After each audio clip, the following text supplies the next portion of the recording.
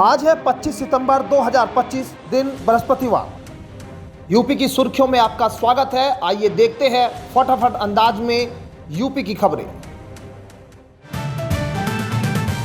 Indian bank ने specialist officer SO के 171 पदों पर भर्ती शुरू की है।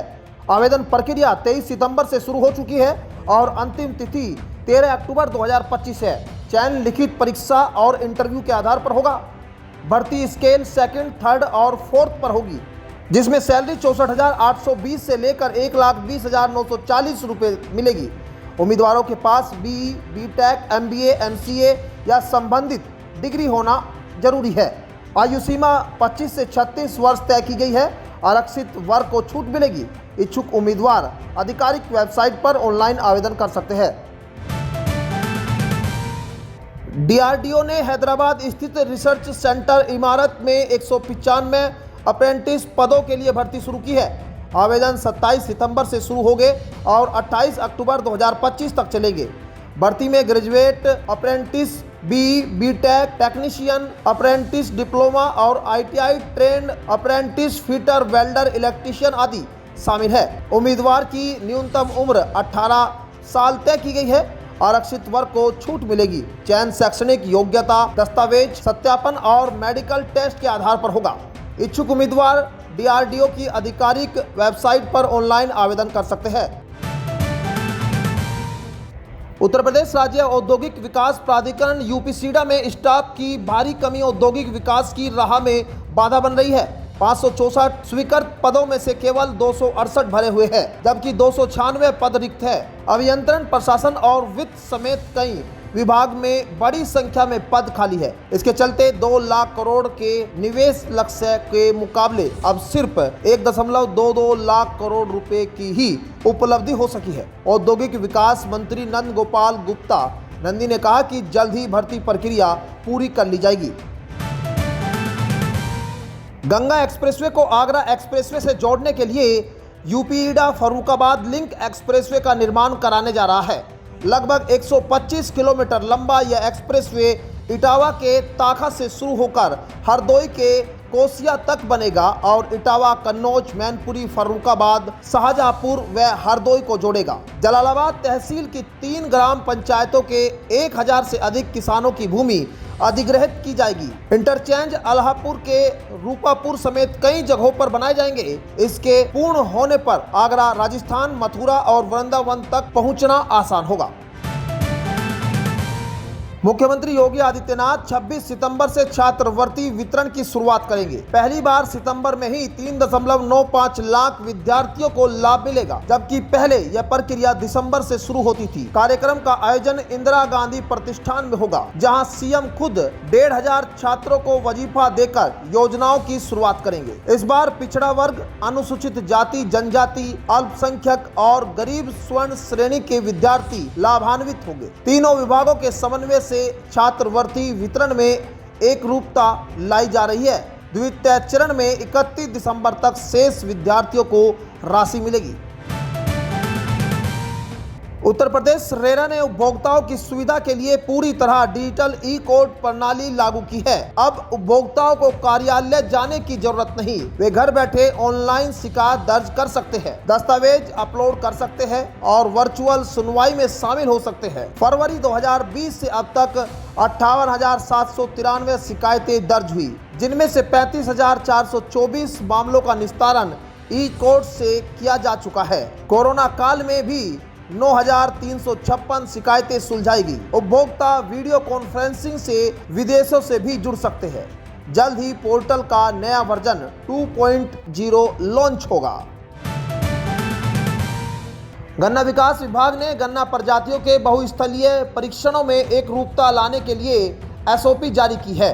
इसके तहत सभी चीनी मिलों में एक साथ बुआई होगी और जलमग्न क्षेत्रों में भी ट्रायल किया जाएगा। प्रत्येक मिल को 25 किलोग्राम बीज गन्ना उपलब्ध कराया जाएगा। परीक्षण प्लाट का आकार भी तय किया गया है और बुआई की समय सीमा सितंबर व मार्च के अंतिम सप्ताह निर्धारित की गई है।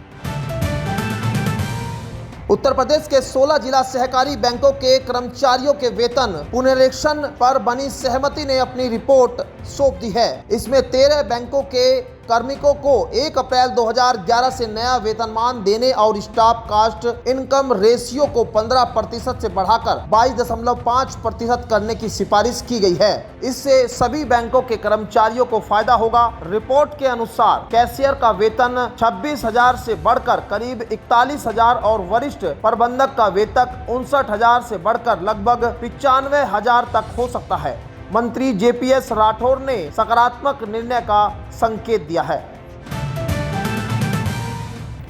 प्रधानमंत्री नरेंद्र मोदी गुरुवार को ग्रेटर नोएडा के इंडिया एक्सपो मार्ट में यूपी इंटरनेशनल ट्रेड शो 2025 का शुभारंभ करेंगे। 25 से 29 सितंबर तक चलने वाले इस मेगा इवेंट में 2500 से अधिक प्रदर्शक, 500 विदेशी खरीदार और 5 लाख विजिटर्स शामिल होंगे। ODOP पवेलियन में हर जिले के सिग्नेचर प्रोडक्ट्स प्रदर्शित होंगे, जबकि रूस इंडिया बिजनेस डायलॉग नए अवसर खोलेगा। संवाद उत्तर प्रदेश फूड सेक्शन और सांस्कृतिक प्रस्तुतियां आयोजन को खास बनाएगी। CM युवा पवेलियन युवाओं को उद्यमिता से जोड़कर निवेश व विकास का नया मंच देगा।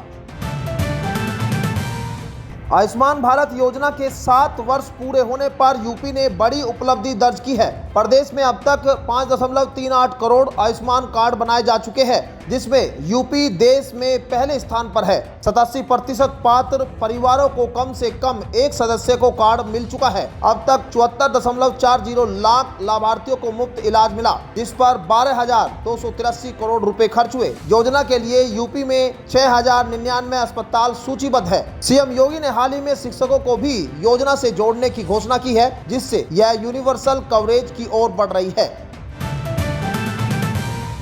उत्तर प्रदेश में विधानसभा परिषद की 5 स्नातक और 6 शिक्षक सीटों के लिए चुनाव की तैयारियां शुरू हो गई है। इसके लिए 30 सितंबर से मतदाता सूची का पुनरीक्षण होगा और अंतिम प्रकाशन 30 सितंबर को किया जाएगा। पहली बार ऑनलाइन आवेदन की सुविधा 6 नवंबर से उपलब्ध होगी। स्नातक मतदाता फॉर्म 18 और शिक्षक मतदाता फॉर्म 19 से आवेदन कर सकेंगे।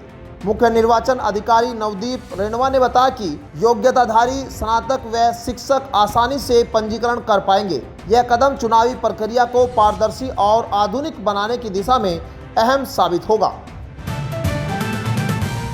मुख्यमंत्री योगी आदित्यनाथ ने कहा कि स्वदेशी ही आत्मनिर्भर भारत की आधारशिला है, जबकि विदेशी मॉडल देश के लिए खतरनाक साबित हुआ है। उन्होंने याद दिलाया कि 1100 ईस्वी तक हिंदुओं की आबादी 60 करोड़ थी, जो आक्रमणकारियों के अत्याचार, भूख और बीमारियों से घटकर 1947 में 30 करोड़ रह गई।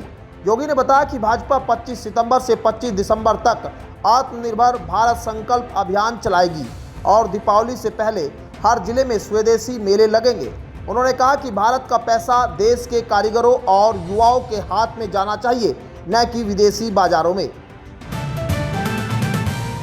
उत्तर प्रदेश के राजकीय मेडिकल कॉलेजों और चिकित्सा संस्थानों को जल्द ही 1327 नई नर्सें मिलेगी। लोक सेवा आयोग ने चयनित अभ्यर्थियों की सूची महानिदेशक चिकित्सा शिक्षा को भेज दी है। चयनित उम्मीदवार 26 सितंबर से 6 अक्टूबर तक ऑनलाइन अपनी पसंद का कॉलेज चुन सकेंगे। प्रमाण पत्रों के सत्यापन के बाद ही नियुक्ति पत्र जारी होंगे। प्रदेश के 13 मेडिकल कॉलेजों JK कैंसर संस्थान कानपुर और हृदय रोग संस्थान सहित कुल 1614 पदों में से यह नियुक्तियां होगी। इस प्रक्रिया के बाद भी 287 पद रिक्त रह जाएंगे।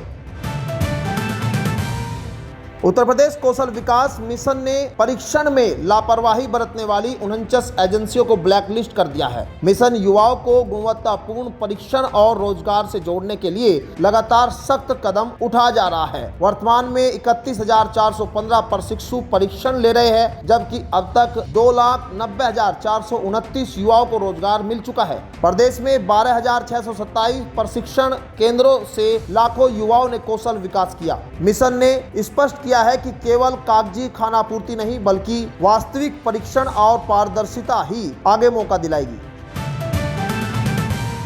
उत्तर प्रदेश में पिछले कुछ दिनों से बारिश न होने के कारण तापमान और उमस बढ़ रही है। मौसम विभाग के अनुसार 25 दिसंबर के आसपास एक नया निम्न दबाव का क्षेत्र बनने की संभावना है। इससे पूर्वी उत्तर प्रदेश और बुंदेलखंड में हल्की बारिश हो सकती है। हालांकि पूरे प्रदेश में भारी बारिश का कोई अलर्ट नहीं किसानों और आम लोगों को उमस और गर्मी से संभल कर रहने की सलाह दी गई है। बाकी जिलों में मौसम शुष्क और गर्म बना रहेगा। तो ये थी आज की 15 फटाफट खबरें। अगर आपको वीडियो पसंद आया तो वीडियो को लाइक, शेयर व कमेंट जरूर करें। धन्यवाद।